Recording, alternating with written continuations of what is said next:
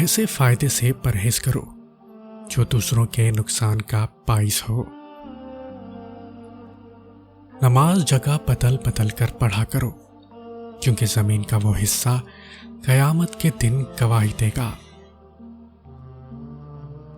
کسی کو تکلیف نہ دو، کہیں اس کا دکھ آپ کی دعاؤں کی قبولیت میں رکاوٹ نہ بن جائے۔ لوگ توکل انسان پر کرتے ہیں اور نا امید ہونے پر شکوہ اللہ سے کرتے ہیں۔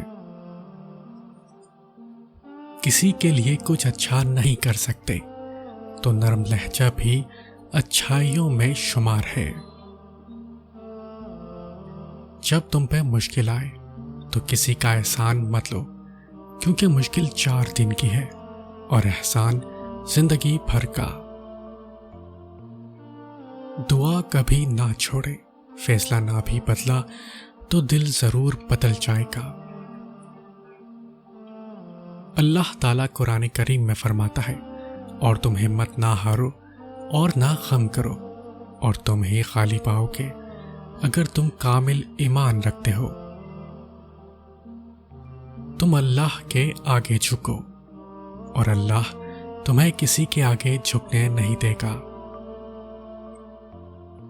دنیا ایک دریا ہے جس کے مسافر لوگ ہیں، جس کا کنارہ آخرت ہے اور جس کی کشتی تقویٰ ہے۔ ہر ایک کے دل کی دعا لو، مگر کسی دل کی آہ مت لو۔